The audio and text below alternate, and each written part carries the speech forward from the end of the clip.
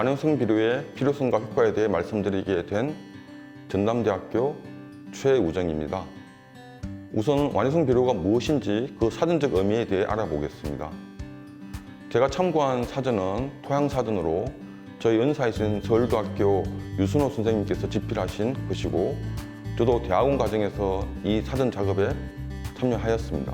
완효성 비료에 대한 설명이 조금 길게 제시되어 있지만, 핵심은 완효성 비료는 아래에 있는 대표적인 화학 비료인 유황, 질산가리, 요소와 달리 물에 잘 녹지 않아서 그 효과가 서서히 나타난다는 것입니다.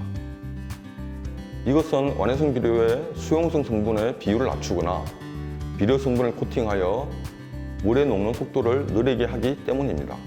그러면 왜 지금 이 시점에서 완효성 비료가 부각되고 있느냐 하는 문제로 넘어가면, 그것은 바로 속효성 비료가 단점이 많기 때문입니다.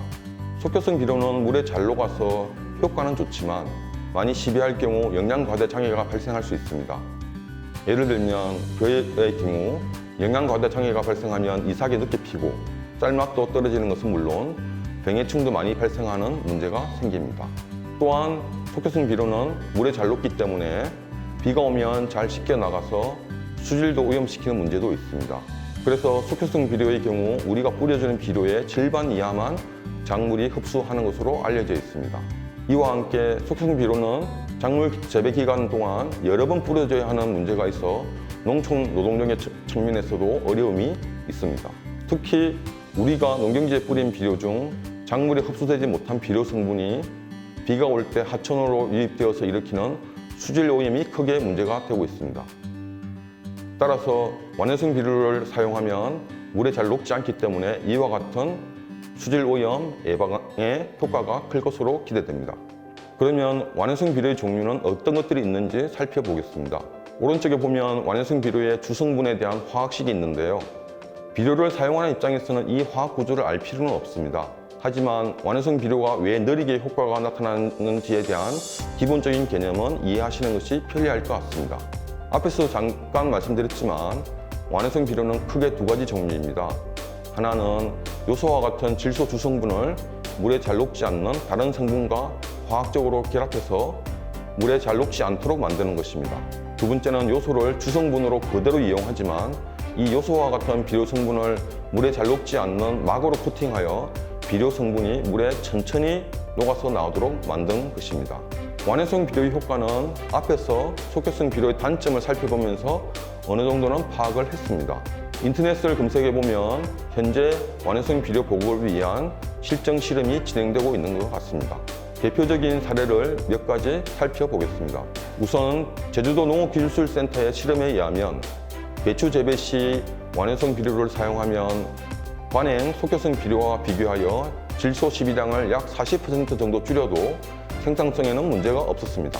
또한 시비 횟수도 줄어들어서 노동력 절감에도 효과가 클 것으로 기대됩니다. 충북 농업기술원에서도 흥미로운 연구 결과를 발표했습니다. 최근 지구온난화 때문에 우리나라에서도 이기작이 가능하게 되었는데요.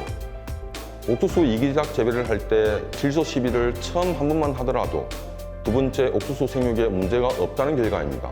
물론 처음에 질소를 조금 많이 뿌려줘야 하는데 완효성 비료는 물에 잘 녹지 않기 때문에 그 효과가 오래 간다는 의미로 이해하면 될 것 같습니다. 군산시의 연구 결과에 의하면 벼 재배 시 완효성 비료를 밑거름으로 한 번만 시용해도 관행과 유사한 벼 수량을 얻을 수 있었습니다. 이 자료는 완효성 비료 수요량에 대한 농민신문 기사입니다. 보시면 알겠지만 최근 완효성 비료의 수요가 증가하고 있고 각 비료 회사에서도 앞다투어 완효성 비료를 시판하고 있습니다. 완효성 비료는 속효성 비료를 이용하여 제조하기 때문에 추가적인 비용이 발생합니다. 이 자료는 인터넷에서 검색한 비료의 시판 가격입니다.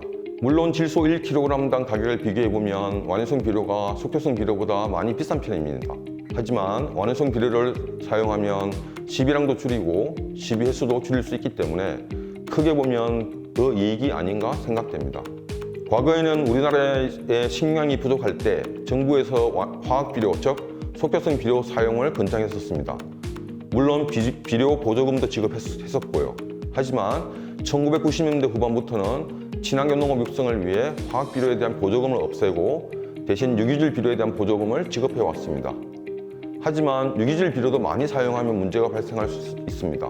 그리고 완형성 비료는 수질 오염 방지와 같은 친환경적 기능이 있기 때문에 최근에 완형성 비료에 대한 정부의 지원을 요청하는 여론이 형성되고 있습니다. 일반적으로 정부에서는 농업 부분에 보조금을 지급하는 것에 인색한 편입니다. 우리가 농업의 중요성을 아무리 강조해도 크게 먹혀들지는 않는 것 같습니다. 하지만 전기자동차 보조금과 비교하면 완형성 비료에 대한 보조금을 지원하지 않는 것은 논리적으로 약간 문제가 있는 것 같습니다. 한편 각 지자체에서는 보시라는 바와 같이 완형성 비료에 대한 지원을 늘리고 있는 추세입니다. 농촌진흥청 국립농업과학원에서도 완형성 비료 사용을 농업환경보존 활동으로 인정하고 있습니다. 완형성 비료는 관행 비료와 동일한 방식으로 사용하면 됩니다. 다만 비료 주는 횟수가 줄어드는 장점이 있을 뿐입니다.